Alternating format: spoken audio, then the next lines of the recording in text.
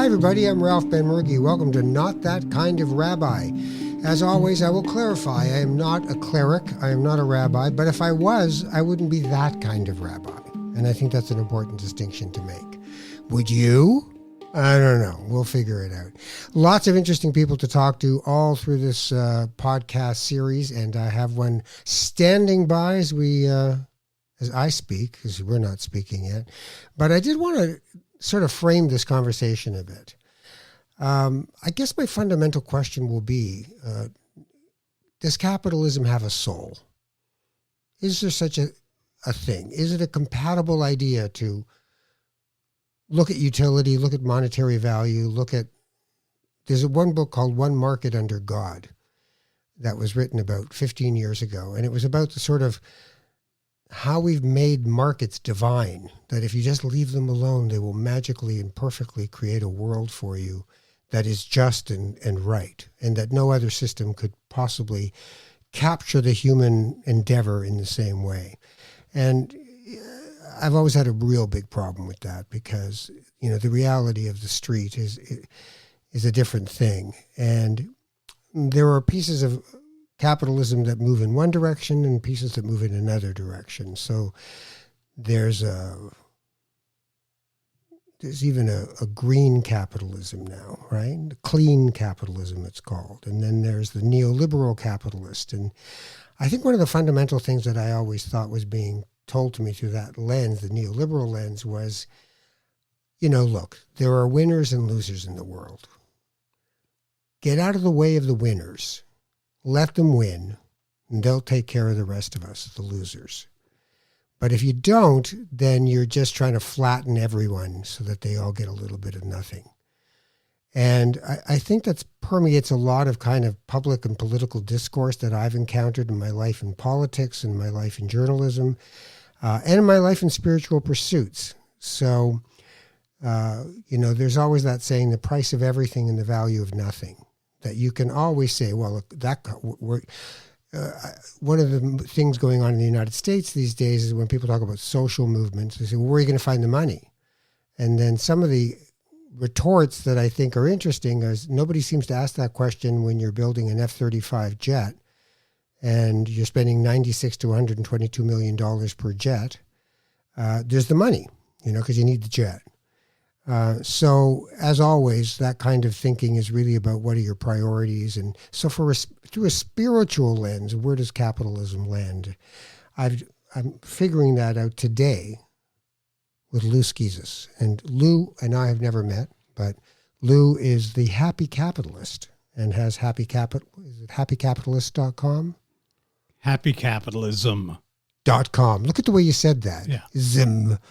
Well, just so that we understand where they can come and interact with me, Ralph. So, with Ben-Murgy as a last name, I get a lot of where's that from? So Schizas. My father was born in Greece. Ah, and your mother?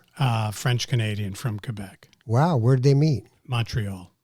And what was he doing at the time? He was a student at McGill. He was studying marine engineering. My mother was a student in what was used to be called dietetics. Oh, yeah. At the University of Montreal. Oh, cool. So you grew up in Montreal? No, I was born in Montreal. I grew up in New York City because my father got a job with the Onassis group of companies. Oh, my. Their North American operation called Central America Corporation. Right. So he was their chief superintendent engineer. So he's running all over North and South America, around the world essentially, fixing boats and making sure that they didn't break down at an inopportune time. So preventative maintenance as well. So he was always on the way somewhere? Yeah, he was away a lot. He was, on the water or, in a port supervising repairs and maintenance and so on. I've always wondered, because my dad was home. Mm-hmm. He was a shift worker, but he was home. Mm-hmm. What's it like to have Dad go away all the time? It was great. Yeah? Well, my mother ran a tight ship. Right. I mean, one of her prevailing philosophies were, if you don't work, you don't eat. So we all had jobs to do. We all did them. And if we failed to do them, there were consequences, right?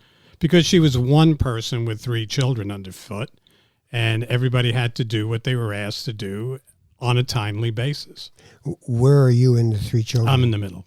The middle child. Right. Right. And what were some of your jobs? For me? Yeah. Whatever my mother asked me to do, mow the lawn, shovel the snow, take out the garbage, and do it promptly. Once was enough to be asked. So it was kind of like the just-in-time. Well, you had to do what needed to be done. Right. I mean, it was too much. Like, are you a parent? We had tasks. Like Right. I did laundry in the basement of the apartment. Right. And here's the quarters. Go do the laundry. Right. And I did vacuuming. Okay. With the Eaton's Viking vacuum cleaner. Yeah, I didn't get the vacuuming gig, but I liked the vacuuming gig. It was tangible. You went over the carpet and it was now looked better than it had 10 minutes ago. So right. So it needed to be done. And, you're a parent yourself? Yes, I have 4 children. Okay. So you know that it's not a one-man job, right? No. So 4 on 1 would be insurmountable. 4 on 2 is barely manageable. Right. So in a way, your mother was teaching you the transactional nature of things. Of you do this, you get to eat. yeah. I mean, she wasn't going to deprive you of food, but no, but she made it clear that she didn't have time right. to ask twice, right? Right. And that had consequences throughout, right? So some kids would go out and make lemonade stands and be entrepreneur. Were you an entrepreneurial kid? Sure. I mean, mentioning mowing lawns and shoveling snow. Snow on the streets meant gold in the streets. You'd go out, your neighbors were happy to pay you. They don't do that anymore. Well, because they have other things to do, right? Like kids today have a lot more after-school activities than we ever had. Right. So how much did you charge per sidewalk and driveway? As much as I could. Right. So, I tried to figure out what the market demands. Right. What the market will bear. Yes. Not what they demand. They demand, everything for nothing. And you've got to set a price that is satisfying to you. Right. And you then have to be willing to forego those opportunities if they're not at a level that you could consider. Right. No, you don't work for free. Right. Right. But so how does the worker of today fit into that idea? What's their bargaining chip if they're the worker? Well, I mean, doing what? Amazon delivery, warehouse work. If you choose to do that, you'll have to take what's offered. So I don't know what they pay at that level. I know that, for example, if you can operate a lift truck, for certain warehouse environments, you'll make $30 an hour. That's not bad. So when you say choose, there's a philosophy behind the idea that there's choice. Of course, there's always choice. So there's always choice. Of course. You don't have to work for Amazon. You can choose someone else. You can inform yourself of opportunities. All right. So let's say in the service industry, you've got people working at minimum wage or part-time so they don't even get minimum wage. Yeah. Or contract to deliver pizza because then you don't really have to do But any they choose benefits. that. There are other things that can be done. So they're just making poor choices? I would say. I mean, it's a poverty not only of resources, but choice. So you don't believe that certain people in certain situations have to they can't get jobs here, they can't get, and so they have to take that next job, whatever it is. Well, you have to open your eyes and look around and see what the opportunity basis is. Yeah, it's one of the interesting things to me about capitalism is this, the idea that if you're poor, that's your problem. You didn't. Well, you can work your way out of it. Everyone can. How come? So then, why are all these people poor? Because of a poverty of choice. Poverty of their choice making? Yeah. So they're not being creative enough. Well, let's look at our society, Ralph, okay? And I don't know where this goes with spirituality, but you want to talk about economics. That's my area of expertise. Right. We're in a society where if you apply yourself, you can get up to grade 12 education at no cost to you, right? It's being paid by society because we want an educated workforce. And then if you've applied yourself and you get into a college or a university, your cost of attending is what I would have to say, inflation adjusted, hasn't changed much in the last 30 years, 40 years, 50 years. Now, you may look at it and say, well, $6,500 a year in tuition to go to a college, that's outrageous. But if you look back to when I went to school and what I paid to go to post-secondary education, I did the inflation adjustment. It's about parallel. So it's really individual. There's no systemic barriers. Oh, there's always barriers. I mean, come on. Well, But you're think making about it sound like well, no, but let's. I can just okay, but we're get not through all talking this about 'cause I want to. historical, right? Like 50 years ago, if you were a woman and you wanted to become a doctor, there were barriers. If you were a woman, you wanted to be a lawyer, there were barriers. If you were a woman and wanted to go to university, there were barriers, and they were systemic. Are there barriers today? Well, I'm sure there are, although there's been some addressing of those barriers in terms of gender and racial discrimination in terms of educational opportunities and so on. But, it's not a perfect world. You know that, right? Right. I'm just trying to figure out, because I get the idea that, your destiny is in your hands. You got to do what you got to do to make it. But I also wonder what is it as simple as you're not trying hard enough, or you're not being smart enough about your choices, or are there other things at play that make it so that it's even harder for some people than others? That some people have a head start over others. Well, I mean, if you have an intact family unit, if you have an intact family unit and you're all moving together, right, towards the general objective, and you've got those kind of fundamentals, you should do okay. So if you're a kid there's no high school, in a reserve north of Thunder Bay. Oh, those are failed communities. Let's be clear about that. Right. So their opportunity space is quite small. Sorry, I mean, if I was living in a community where the community standard was, rampant alcohol abuse and personal abuse and physical abuse and child abuse and spousal abuse and so on, I would choose to leave. And do what?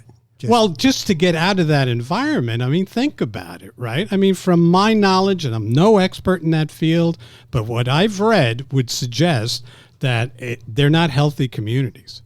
And so, of course not. So, why continue to habitate a failed community? So in a low-income neighborhood where there's unemployment and racialization and, stopped in a car on suspicion of being black and all these things going on, do they have that same opportunity space as a white male from a university-educated pair of parents? Apparently not. I mean, the fact is they still have access to education, and they have to avoid all of the traps that might keep them from accomplishing that. Right. And that's a family unit. Growing up, was there a religious life for you or a spiritual life for you? Well, and your family? I was, yes, my mother was a devout Roman Catholic. My father was a Greek Orthodox, right, in their terms of their indoctrination and so on. I went through... So you had two Christmases? We really didn't you get didn't that. Do the Julian calendar one? No, we didn't get the... Bummer. Yeah, well, there are economics that go with that. Listen, right? The Julian one's better because everything's on sale by then. So I went to a Catholic elementary school through grade 8, and after that, I kind of abandoned that failed institution. So for you... in those years till grade 8, you were being indoctrinated into the Catholic faith. Right. They expected me, because I have a gift of gab, right, to be, they were measuring me for a cassock. Right. Right. Oh, this one's going to be good. We're going to have him out there recruiting and fundraising and the whole shebang, right? And I didn't want anything to do with them after 8 years of Catholic education. Why not? They talked the talk, they didn't walk the walk. I mean, essentially, right? Like, turn the other cheek, so that there's Sister Bertriel, beating a student's head against the blackboard. I said, well, it doesn't seem to go with the message. Right. And, people who profess to be, all these serious Catholics, right, not behaving within the dogma that they're preaching. I said, I don't really need a lot of that. I'm smart enough to know you're full of it. The Pope's encyclicals about capitalism are not very flattering to Which capitalism. Pope? The present Pope and... you mean the guy who's perpetuating the cross-dressing pedophile cult? Passing pedophiles from one community to the... I should respect anything he has to say about capitalism? I don't think I will. Right. So when you read Catholic, I know don't if you read. do. I don't. Well, there is a sort of a They're a whole- failed institution, and they should have their tax-free status taken away from them. Would you say that about most religions? I would say that most of them are modeled on a cult. And I think that when you scrape under the surface of organized religion, it's scandalous. So what would you say to people who talk about seculars who really believe that the business model of capitalism works for them, that they worship money? What does anybody ever say that to you? Oh, you worship money? Well, people try and put that on me. I'm not that kind of guy. Like, first of all, I wouldn't put it on you. But Right. Secondly, I've never had anybody say that because I don't think I qualify as a entrepreneurial capitalist. So, Right. What do you think they're really trying to say to you, and how do you feel when they say it? Well, I basically tell them that, money is just a tool for me. It accomplishes the things I want to see in the world around me. I can't affect the whole world, but it's a tool. And so, no, we don't worship money. We use it to accomplish the things that we want. The things that drive capitalism are efficiency and effectiveness.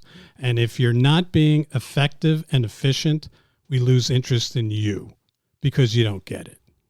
So how does 2008 in the United States fit into that conversation in your head? Well, that was a fraud perpetrated on all Americans and the global community by people that were never called to task for their fraudulent behavior.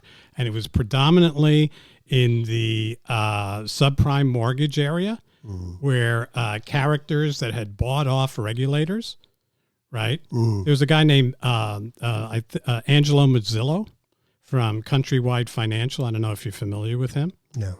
Okay, so Angelo had a list at Countrywide Financial called Friends of Angelo, and all of the leaders of the House and Senate banking committees were friends of Angelo's, and if they wanted a mortgage or a loan, they got one. Right. That's buying off the regulator, right?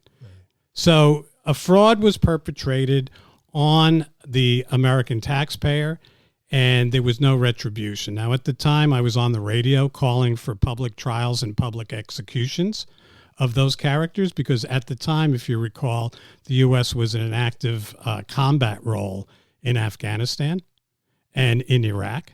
And I said, times of war, people messing with the economy, they're traitors, shoot them and be done with it. But they didn't. So it became kind of a buyout. And unfortunately, it's nothing I agreed with. The bailouts were not anything I would have suggested. What would you have done? I would have allowed the market to consolidate. So when General Motors, had its head in its hands and going to Congress for a bailout, the only survivors should have been the Ford Motor Company. They had the financial resources to take over GM and Chrysler and consolidate it. So I guess that speaks to the idea, two things. One is every system has parts of it that are more vulnerable to tendencies than others. Well, what tendency are you suggesting? Well, in this one, I would suggest greed. Well, no, it was fraud. Well, but fraud, you do a fraud because of your greed. You don't No, just you do a it fraud because you it like can be done. Because you can buy off So the it's just regulator. opportunity. Yeah. But there's no moral part to that? Like How can it be moral when you're... or immoral? Like, it is. What's the moral component of perpetrating a fraud? Well, it's a crime. Besides being a crime. No. Let's not say besides. It's a crime that was not pursued and there was no convictions. Let's I know, not get into the But what's the motivation of the person doing it? power over others. So you seem adverse to the word greed. No, I'm not adverse to it. I just don't believe that's the driver because they were already wealthy. Well, So they wanted more power over others. is money power? Money's a tool, of course. Right. It's got, man needs energy to do work. And some of that energy is kind of encased in money. Right. With money, you can do work. How important is that to how important? I know you say it's a tool. That's all it is. But it's a very important tool, right? But it's just a tool. And you know, it comes with no instructions. Do this with your money. Do that with your money. Right. You can do whatever you want with it. You can use it productively, or you can waste it and bemoan your loss. All right, let's continue on the spiritual path. You gave up on religion, clearly. Right. Yeah. Organized religion to me are failed institutions. So you go through your teen years where it's okay to not need any of that. And then you go into your life and do you have kids? I have a child. Right. And for a lot of people, that's where they sort of have to figure out, what am I going to do with that kid about this? So world? my wife comes from an ultra Catholic background.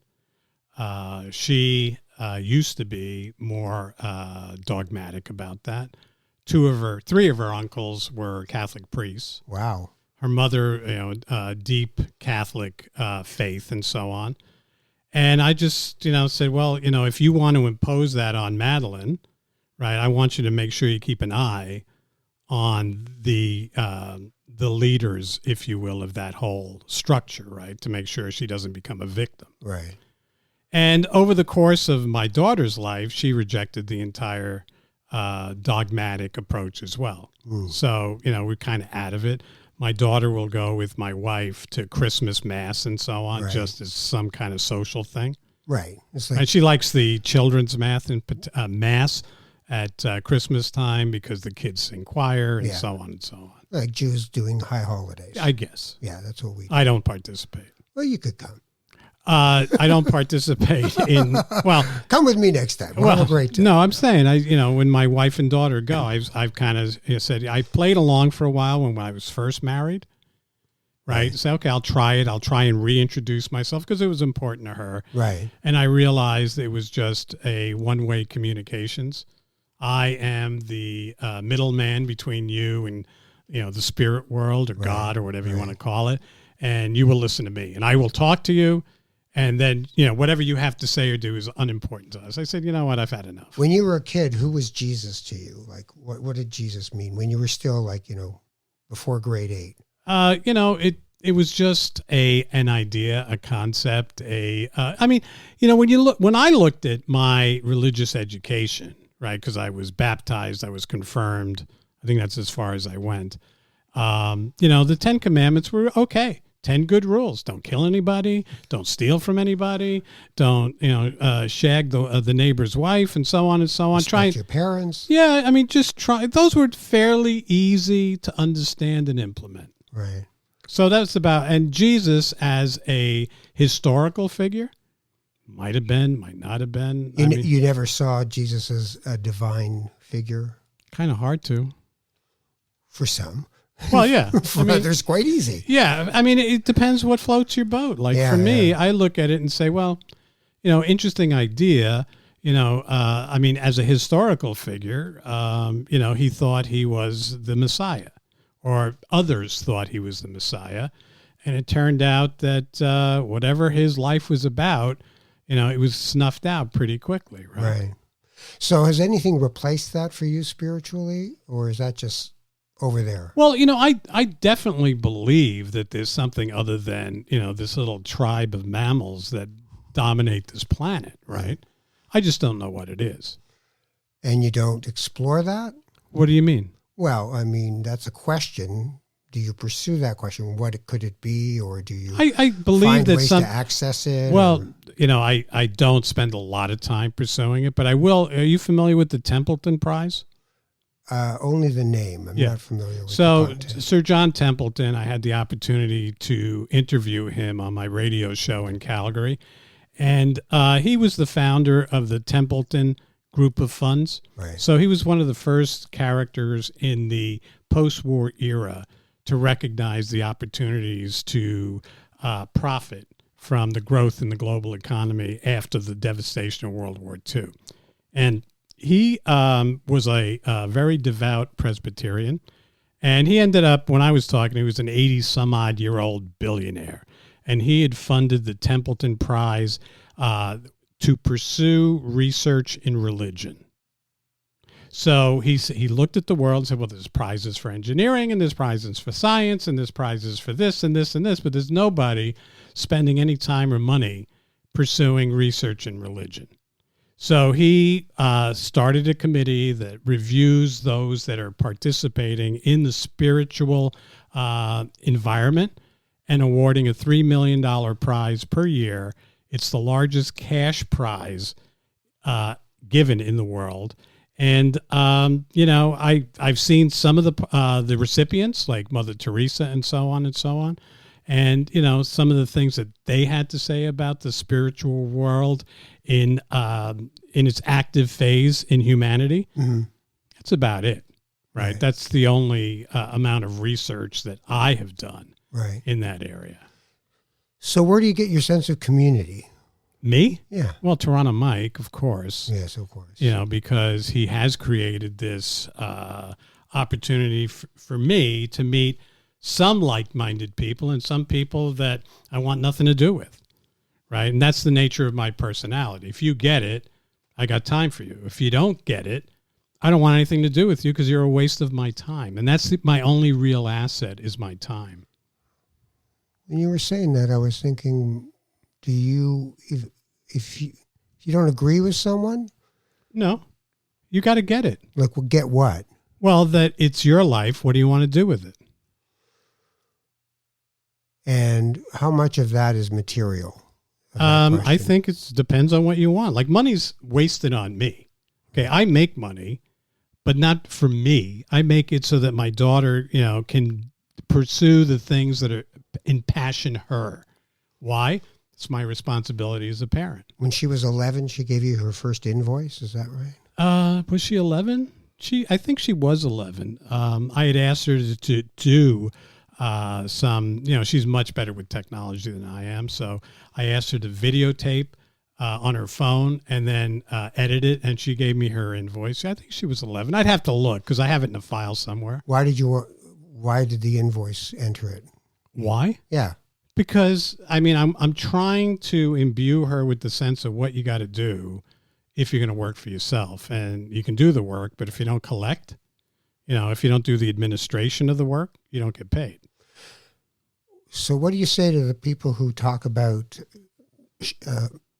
a more social democratic what does that kind mean? of world? What does that mean? Well, it would be,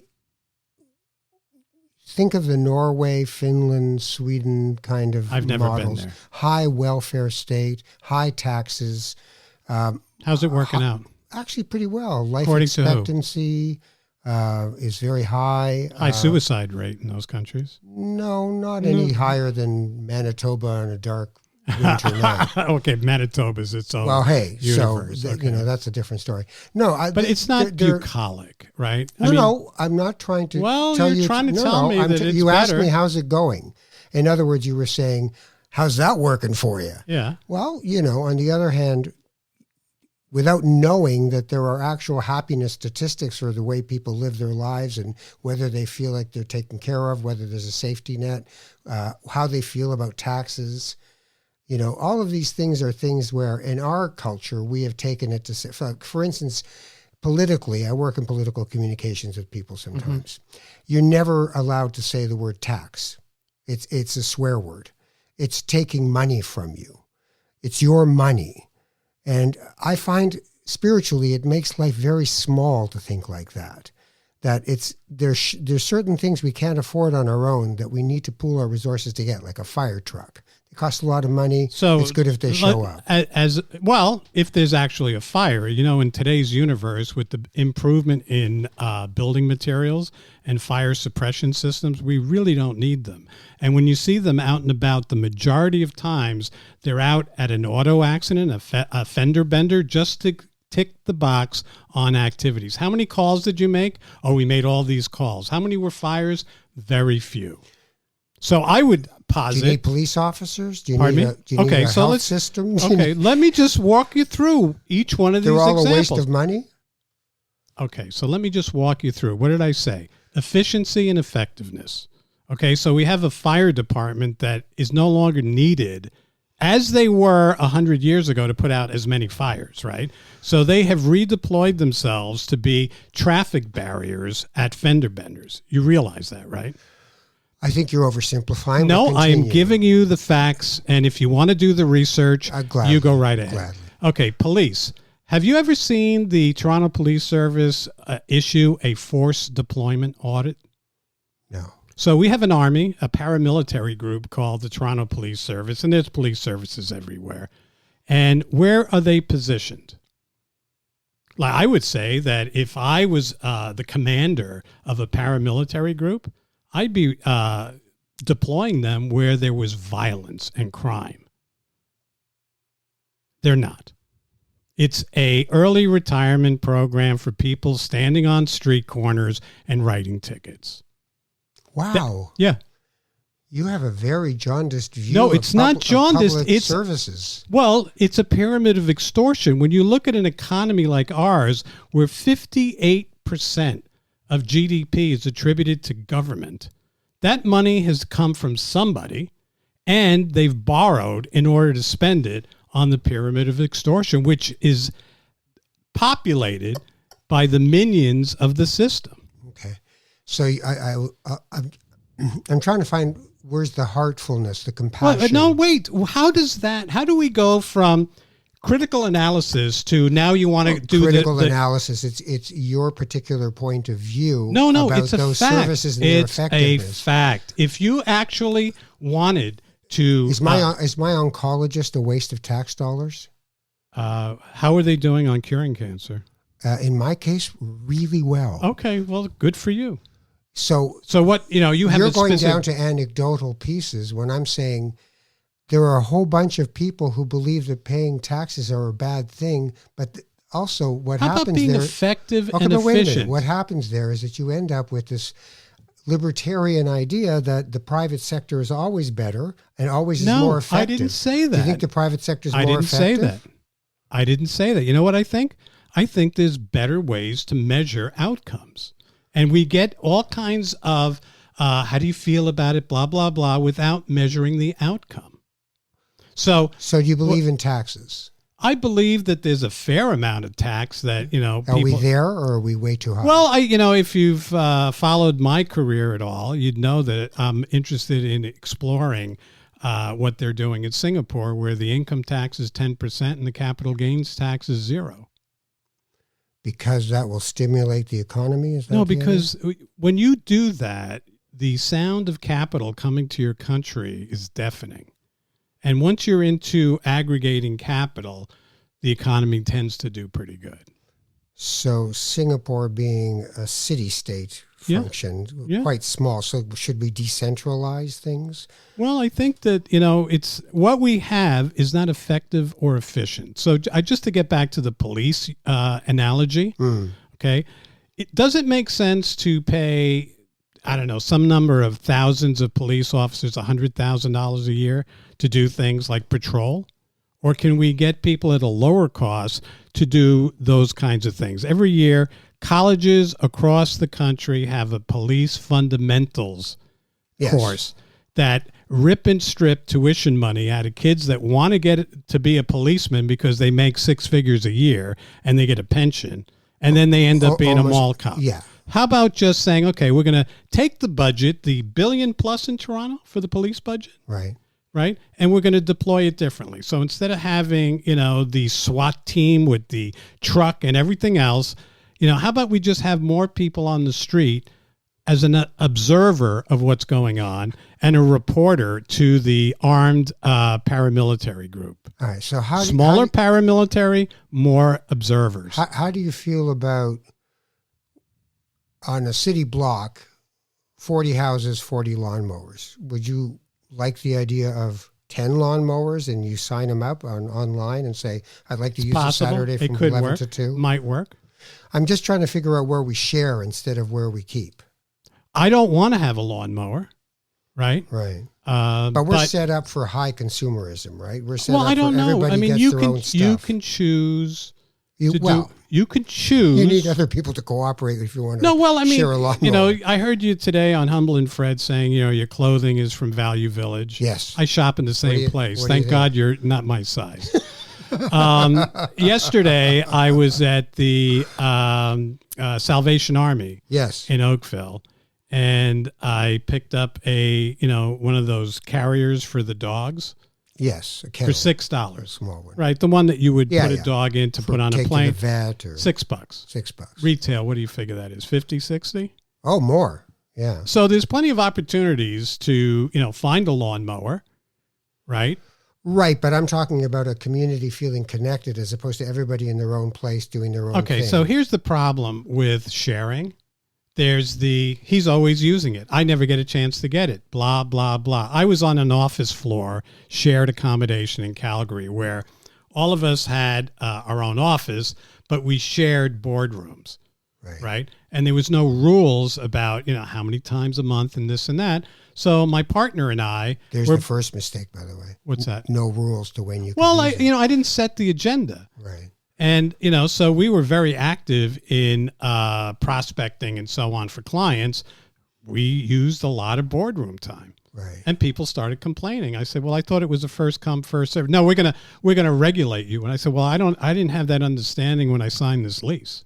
What do people say? What do you say about, because I've read books in this vein, and I found them interesting, that there is this belief that the so-called free market is really got a kind of a magical piece to it, that things will come together the way they're supposed to if you just get out of the way. Well, I think that if you look at a country like ours where, 58% of GDP is attributable to government, I don't think there's a lot of free market. I think there's more of a regulated market or a government market, right, where the employees, right, have to come first. I mean, government employees, they have a better pay scale and a better pension that you're ever going to have, more sick days than you're ever going to have. But don't you want everyone to have good pensions? That's not, when you look at revenue, it's got to come from somewhere, right? So if 48% of your economy is driven by 58% is driven by the 42% that are actually contributing to the tax base. You're assuming civil servants don't contribute? I think they're takers. They pay taxes, and actually, the more money they make, the more taxes they make. Okay, but where did the money come from to pay them? It's come from hold on, from people that regulation is of no use to you. It generally isn't. Well, I think that's patent nonsense. Because again, that's your opinion. No, it's more than my opinion. If no one regulates how you manufacture something, and you can get away with manufacturing. Okay, so let's just talk about let's talk about regulation. Like a Cairo apartment building. Let me give you an example. There was a regulation that the government of Canada would take children from Indigenous families and put them into group homes where they were sexually abused. Now, that was a regulation, and the outcome was catastrophic. Okay, and they're still trying to unwind. You're cherry picking, right? Well, so are you when you're giving me an example about an apartment building. Health and safety standards are important things to have, are they not? Well, I would assume so. If you have to build to code, if you have to make sure that the water is clean, if you have to everything that is built by the lowest cost bid. So no matter what the code is, a framework of regulations that require a certain amount of build. But it's always the low-cost bidder that builds. So what do you believe in? I believe that you're on your own. You better figure it out. You better stop looking at your neighbor to pay your bills. When you come to me with the concept of affordable housing, that's really code for I can't afford a house, and you should pay for it. And what I say is, maybe you got to get another job. Maybe you got to look at your spending. Maybe you need to crowd Ralph and Lou out of the Value Village stream. Maybe you need to cook at home. Maybe you need to bring those values of enterprise into your life as opposed to always looking to somebody else. You're on your own. And if so you live alone, you die alone? Well, the way it works? You take somebody with you? Are you one of those crazy gun guys with a suicide, killed a family, kill myself? There are people around you sometimes if you're lucky, when you're dying. And sometimes... It's usually a paid attendant, isn't it? It might be for you. Well, by observation, the statistical norm is people die alone. But it sounds like you have a certain cynicism about all this. No, it's just that I haven't bought into the same value program that you have. I have a different view of this reality. That you're on your own. Well, aren't you? Well, I'd like to think that we're all walking each other home. You better watch who you're walking with and who's walking your kids home, right? There was just an outrage in Hamilton with the perpetrator of child sexual abuse at Maple Leaf Gardens. He's in a group home, he's on his own, and all the kids that he abused, well, too bad. He did his time. Not really. So you got to watch the kids. What would you right? have done with him? Oh, he'd be in the ground for sure. You'd kill him. Oh, 45 caliber solution. Absolutely. No question to ask. You tough heart you have. I don't have a tough heart. You know what? There's no sense, the shepherd needs to keep the wolves away from the lambs, right? You get a wolf near your lambs, you got to put them down. They don't get any better. They're wolves. They're predators. So when it comes to the employer who exploits the worker in a way that's cruel, such as I've worked for, let's say that's real world. Let's say there's part shitheads. but also shithead is easy. Let's say there's somebody who's truly exploiting a worker to a point of. Well, describe it. Like, what would that be? Well, let's say you have to find a way to admit that this does go on in the world. I mean, to pretend that we're in some wonderfully benevolent No, I'm not pretending. I'm asking you to. What does it matter what my example is? Let's say that's happening. I can't address a fantasy. Yes, you can. You can address a relationship. Let's say there is it's an employer. It's a master-slave relationship, and you have to decide how much you're going to take for the money being offered. Like, I have a thing called a reservation wage. Right. If you pay that wage, I'll put up with you and your nonsense, right? And if it's below that, I won't even engage. And if the nonsense starts to exceed my reservation wage, I move on. Do you think you come from any place of privilege in this conversation? How could I? As a white male, you don't have any privilege. Well, let me tell you my experience, okay? I came to this country with $800 in my pocket. I worked in the construction industry to try and get a grub stake together. I also sold the Alberta Report News magazine at night. I built decks on Saturdays with carpenters from the job sites I was on. And I sold Chinese egg jars at flea markets on Sunday. And I did that for years. And I lived in a boarding house that cost me $400 a month for room and board till I got my grub stake together and said, okay, I am now no longer pitifully poor. I can start to make some moves in the economy. So your narrative is more rags to riches, right? No, my narrative is... if you were a native person and you had that same story. What does that mean?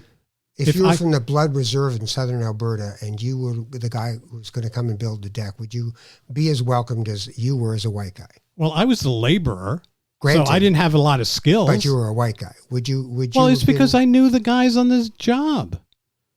It was a relationship. I think you're being disingenuous. I am not, because I can't. You're trying to pretend it's a level playing field for everyone. No, but you're saying, Lou, pretend you're somebody you're not. I can't. No, I'm saying acknowledge there are some values to who you are as opposed to having black skin, for instance. There are some values to that. In my day, in the 1970s, that's when they brought in affirmative action. Do you remember those days? Sure. Where, they looked at people like me and said, we've had enough of you people. There's got to be room for other people. And I said, well, yeah, that's probably the case, but I know I still got to get mine. Regardless of what your preference is and what your fashion of the day is and all that. Fashion of the day. Well, I mean, you're saying that, here you are, you're just you just don't fit the suit anymore. So we're going to give your place to somebody else. I say, fine, but I still got to get mine. I got to have a roof over my head. I got to have food on the table. I have to have electricity. Right. I have to have transportation, entertainment, the whole thing that I want. Why would I abandon that mission? Right. So sometimes in spiritual direction work, you ask the question, where's God in all this? Is there any... There's a higher power. There is? Well, I believe so. I told you that at the beginning. What are you? And is it just unknowable? So you leave it at that? Well, I don't Because there have. are people, lots of people who do that. They just go, look, I have no idea, but I'm sure something's going on. Well, I believe that there is, but once it reveals itself, I'm there. But until then, I have to pursue and proceed. How will it reveal itself? Well, I don't know. That's the mystery of faith, isn't it? Well, but there's also the pursuit of how some people pursue how to become available to it being there, because they'll argue it's always there. You're just not being available to it. It doesn't I've been busy. hit you with. I've been busy. This is what I mean. Is there a space to be available to bigger things, or are you hoping it punches through your busyness? Well, we'll see. If it reveals itself at a time and a place that I can see it, then I guess I would acknowledge it. I have a general belief that there is something better than, this tribe of large mammals that populate the earth and dominate the earth. Has it revealed itself to me yet? I'll say climate crisis. You'll say... have you noticed where heat comes from? Keep going. From the sun. The sun is this huge furnace with no thermostat to control it. You're aware of that, right? Continue. Okay, so I believe that the reason that you have global warming, if you will, or climate change now. I mean, it's changed. It's cloak many times in my lifetime. So I look at it and say, well, we got this uncontrolled furnace out there in the cosmos, and we depend on it. And I think that the sun has been giving us a bit of a burn for the last while. And I'm okay with it because that's nature. So it's not human driven. No. It's a sun. Oh, please. Could you be any more arrogant to think that it's you that's controlling nature? Nature controls you. I have to say, for someone who is empirically driven as you are, it's astounding what you're telling me. Well, because if 98% of scientists Which agree, scientists? Climate scientists. Well, there aren't any, are there? Oh, my God. No. I have to tell you, honestly, honestly, the idea that you think this is about a furnace that has no thermostat as opposed to GHG emissions and hard science and the ability to understand that we are spewing carbon at a rate that is when you say we, unsustainable. who are you talking about? You and me and everyone else in this system. Well, so the majority of those but gases. the point is, it's a human endeavor. I disagree. The hottest year. I don't disagree. even know where to begin with you on this one, honestly. Well, I'm just going to say, how can you refute the solar activity that we live under? Patent nonsense. Absolutely patent nonsense. Based on I've listened what? to a lot of good things Based you say. on what? Based on what? On your belief system. Have you read anything? I have. Really? In fact, you read IPCC reports? I don't know who IPCC is. And yet you're telling me you're well informed. Well, I'm informed enough to make a decision on what I'm going to pursue. And I'm not going to pursue the case for man's activity on the surface of the earth having an effect on the weather. Wow. It's not weather. It's climate. Well, it's weather, climate. They're the same thing. They're not the same thing. Okay. Actually. So one's an ecosystem issue. So are you familiar with a Carrington level issue. event? No, please inform me. Okay. So a Carrington level event is when the sun emits electromagnetic pulses to the extent that it destroys electronic gear. We're on the verge of a Carrington level event from historical measurement, and we're doing nothing about it while we're chasing this myth of greenhouse gases and everything else. Really? Yeah, it's according to the data that I've read. Wow. So the last one was in the 1850s when telegraphs got knocked out because of a Carrington level event. That's a fact. Great. So we're on the verge of having every electronic device that you depend on, your car, your lights, your computers, your internet, your storage, whatever, get knocked out in your lifetime. So do you read stuff from the Insurance Bureau of Canada, for instance, on climate change? Not really. Really? Okay, because they work in business models. They do actuarial tables and they do risk assessment. And their assessment is that we're in big trouble. Well, no, their assessment is it's going to cost more. No, we're in big trouble. Their assessment is flooding alone. I disagree. Well, it's convenient that you disagree. Well, no, it's not that it's convenient. It's just that I can see a vested interest. As they're concerned for catastrophic this and that, premiums go up. Revenue is going with it. So I look and say, okay, it's insurance. You know, I've never seen a premium go down. I've only seen a cash grab? Well, I think it's advantageous. All right, we have to wrap. But I have to say that from a spiritual point of view, for my own life, I find the conversation very disheartening. I find it to be about being alone, about if people are bad, just kill them. If capitalism doesn't need all these hangers-on, that we should just, if you really mean it, you'll get it. And that the world, it's all a bunch of crap about the world having a serious crises in terms of its inequality, in terms of its climate, in terms of how we are with each other. And I find that sad. Well, I find it sad that you're embracing this unicorn and rainbow reality without looking at the world around you and how you participate in it. And, I came for a conversation. Yeah. I didn't really come for a lecture. So, I'm saying to you, I find what you're saying to me as sad. Good. Yeah. I mean, the hardest thing is to find the place between us and within us to connect as people. Yeah. Right? I don't find it ideas that hard. can divide. Well, these ideas are very divisive for us, right? We're not for feeling me. great. Well, you're not feeling great. You feel great right now? I always feel great. I choose to feel great. Okay. I choose the life that I have. You should do the same. Thank you for the lecture. Lou Schizas, and capitalism is a wonderful thing. happycapitalism.com is his website. Check him out. And I have to say, a very challenging conversation for a person like me, because I really don't have the same lens on the world. And interesting to hear one. Make it a profitable day.